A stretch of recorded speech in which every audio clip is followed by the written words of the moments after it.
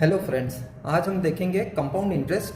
Compound interest क्या होता है? इंटरेस्ट पे इंटरेस्ट जब लगता है तब उसको कंपाउंड इंटरेस्ट कहते हैं। और उसमें भी एक टर्म आता है इंटरेस्ट कंपाउंडेड सेमी एनुअली। ठीक है, तो जब भी ऐसा टर्म आता है semi annually, annually means 1 year and semi means half.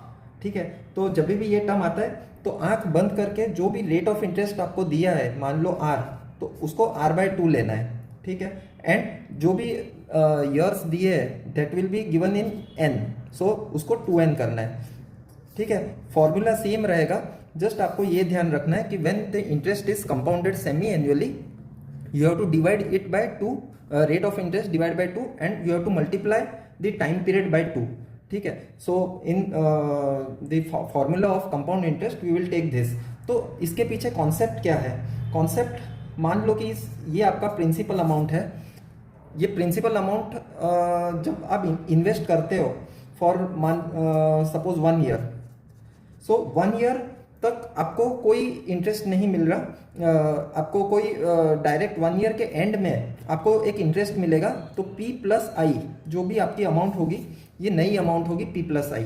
ठीक है, तो ये जब बनेगा P+I, ये आपका अभी इसको कह सकते हैं P1, मतलब P1 means new principal amount, right. So अभी आफ्टर 1 ईयर के बाद जो इंटरेस्ट मिलेगा वो आपका नया प्रिंसिपल होगा। और उसके बाद फिर से 1 साल, मान लो 1 साल, तो तभी आपको इंटरेस्ट मिलेगा P+I, वो तो है ही, प्लस कुछ और इंटरेस्ट मिलेगा।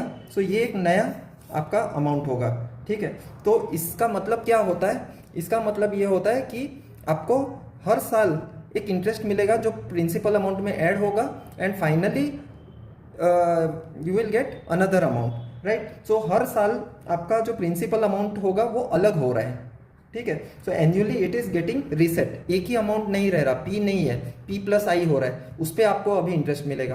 फिर यहाँ पे क्या होगा? P+I प्रिंसिपल बन जाएगा, ये नया प्रिंसिपल है। ठीक है, अब यही अगर मैं 6 महीने में करूँगा तो क्या होगा? मान लो ये P है, ठीक है, सो ये P प्रिंसिपल अमाउंट है, तो सिर्फ 6 month that is semi annually में आपका P+I, तो ये नया प्रिंसिपल तैयार हो गया 6 महीने के अंदर ही।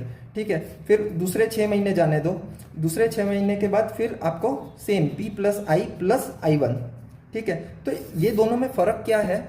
ये दोनों में फ़र्क ये है कि यहाँ पे हर 1 साल के बाद आपका जो भी अमाउंट है वो रीसेट होगा, वो फिर से नया होगा, ये नया प्रिंसिपल होगा। और यहाँ पे हर 6 महीने में आपको आपका प्रिंसिपल चेंज हो रहा है।